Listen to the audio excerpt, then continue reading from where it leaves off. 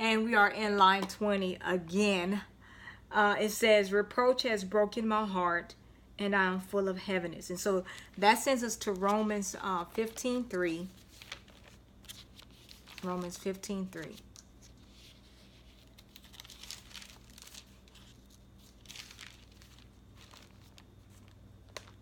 That says, for even Christ did not please himself, but as is written, the reproaches of those who reproach you fell on me. Oh yeah, that's true. I said that. That was one of the ones that we did cover already. All right. I guess y'all remember, but I forgot. But anyway.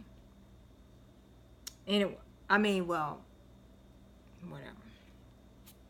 It's not as if I'm doing this live, so you're going to know that I said it already previously when you do watch it. So, I guess I'm getting tired. So it says, reproach is broken on my heart, and I am full of heaviness. I looked for someone to take pity, but there was none. And so that sends us to Isaiah 63:5. Isaiah 63:5.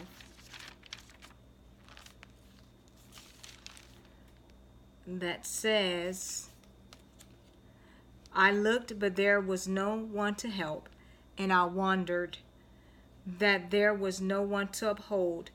Therefore, my own arm brought salvation for me. In my own fury, it sustained me. All right. And so sometimes you got to help yourself out of a situation. All right. The same one. This is prophecy of Jesus talking right there. Okay. Now, let's go. Sure, so that's 20. And then, and it's for confidence I found none. Right. 21. They also gave me gall for my food, and for my thirst, they gave me vinegar to drink. All right. And so you know who they did that to. So David is saying the same thing. All right. The same thing that Jesus went through hundreds of years later. Matthew 27:34, then 48. 27:34. That says, they gave him sour wine mingled with gall to drink, but when he had tasted it, he would not drink. And that's a shame, but that's a fulfillment of prophecy right there. And then also in 48, immediately one of them ran and took a sponge, filled it with sour wine, and put it on a reed and gave it to him to drink. All right. And so that sour wine is just like vinegar.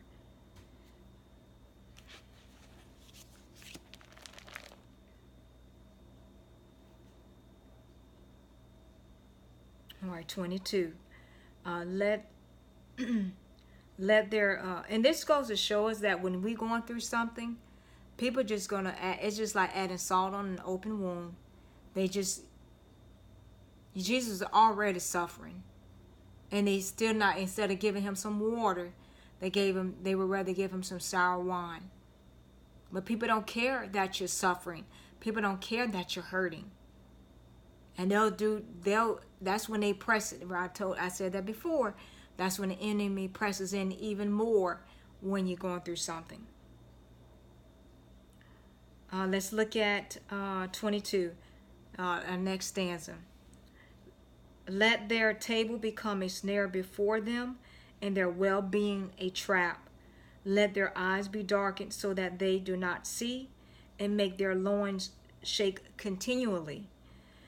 Pour out your indignation upon them, and let your wrathful anger take hold of them. Let their habitation be desolate. Let no one dwell in their tents.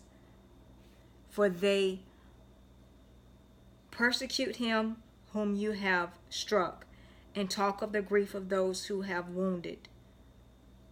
And talk of the grief of those you have wounded, and iniquity to their iniquity. And let them not come into your righteousness. Let them be blotted out of the book of the living, and not be written with the righteous.